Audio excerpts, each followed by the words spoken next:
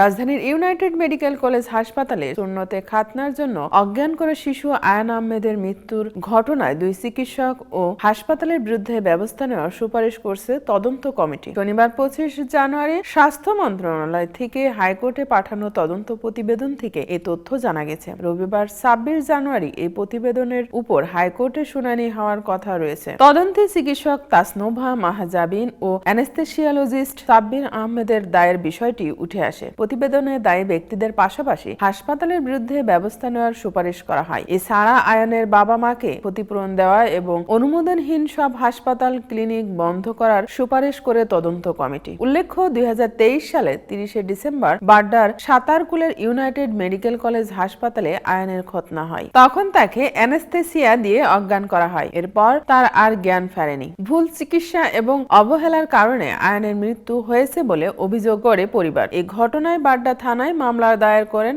আয়ানের বাবা শামীম আহমেদ। পরে এই ঘটনায় স্বাস্থ্য অধিদপ্তর কমিটি গঠন করলেও তাদের প্রতিবেদনে সন্তুষ্ট হননি হাইকোর্ট। গত বছরের 20 ফেব্রুয়ারি এই ঘটনার তদন্তে নতুন কমিটি গঠন করে দেন হাইকোর্ট। কমিটিতে 3 জন চিকিৎসক ও 2 জন সিভিল সোসাইটির ব্যক্তি ও 1 জন বিশ্ববিদ্যালয়ের অধ্যাপককে রাখা হয়। কমিটিকে 1 মাসের মধ্যে আয়ানের মৃত্যুর পুরো ঘটনা তদন্ত করে আদালতে প্রতিবেদন দাখিল করতে বলা হয়। সোহরাওয়ার্দী হাসপাতালের অধ্যাপক ডাক্তার ABM মাকসুদুল আলমকে এই কমিটির চেয়ারম্যান করা হয়, কিন্তু দীর্ঘ সময় পরেও কমিটি প্রতিবেদন দাখিল করতে না পারলে গত বছরের নভেম্বরে উচ্চ আদালত 2025 সালে 12 জানুয়ারির মধ্যে তদন্ত প্রতিবেদন দাখিলের নির্দেশ দিয়েছিলেন।